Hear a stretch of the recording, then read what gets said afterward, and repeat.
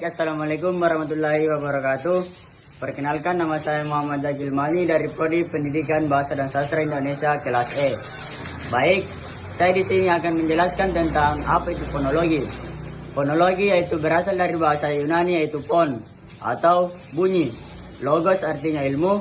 Secara halifiah, fonologi adalah ilmu bunyi. Adapun beberapa pengertian mengenai tata bunyi. Yang pertama, fonem. Istilah fonem dapat didefinisikan sebagai satu satuan bahasa terkecil yang bersifat fungsional. Artinya, satuan fonem memiliki fungsi untuk membedakan makna. Yang kedua, ada alofon. Varian alofon berdasarkan posisi dalam kata. Misal fonem pertama pada kata, makna dan makna secara fontis berbeda. Nah, di bagian C ada kajian fonetik. Yang pertama, klasifikasi bunyi. A. Berdasarkan ada tidaknya rintangan terhadap arus udara dalam saluran suara. Yang pertama, vokal. Vokal adalah bunyi bahasa yang udaranya tidak mengalami rintangan. Yang kedua, konsonan adalah bunyi bahasa yang dibentuk dengan menghambat arus udara dengan sebagai alat ucap. Yang ketiga, bunyi semivokal adalah bunyi yang secara praktis termasuk konsonan. Nah, di bagian B, berdasarkan jalan keluarnya arus udara. Yang pertama, bunyi nasal, yaitu bunyi yang dihasilkan dengan menutup arus udara melalui rongga mulut dan membuka jalan agar udara dapat keluar melalui rongga hidung.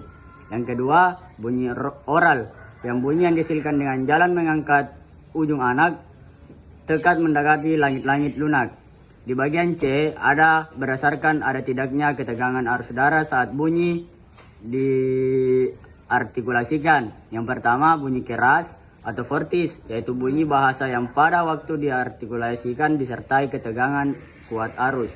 Yang kedua, bunyi lunak atau lenis, yaitu bunyi yang pada waktu diartikulasikan tidak disertai ketegangan kuat arus.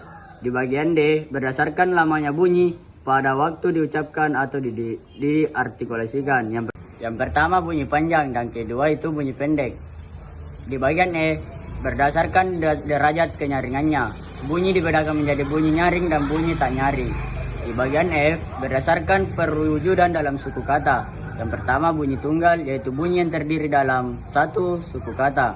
Yang kedua, bunyi rangkap, yaitu dua bunyi atau lebih yang terdapat dalam satu suku kata. Nah, di bagian G, bunyi agresif, yaitu bunyi yang dibentuk dengan cara mengeluarkan arus udara dari dalam paru-paru.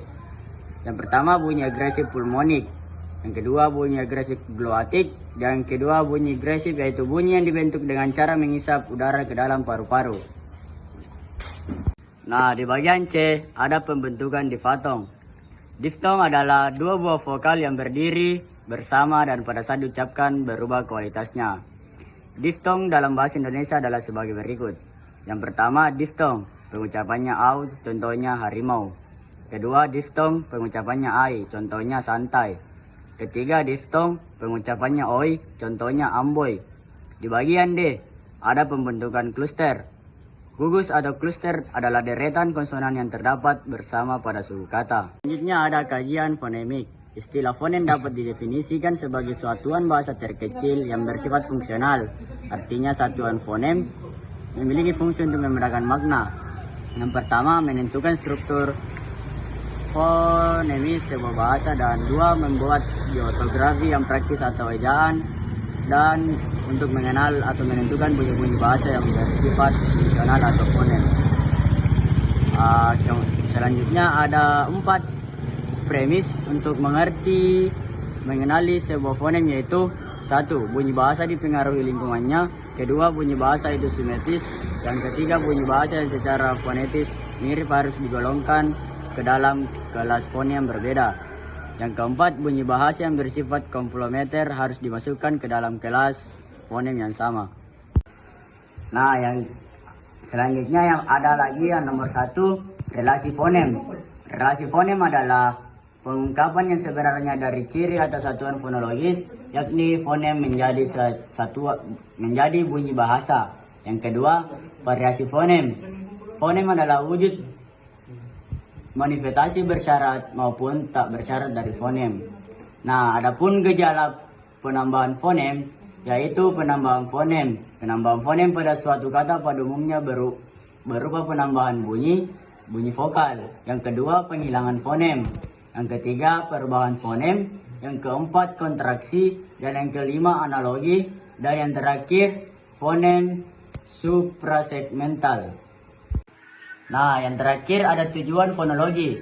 Tujuan yang pertama, tujuan teoritis.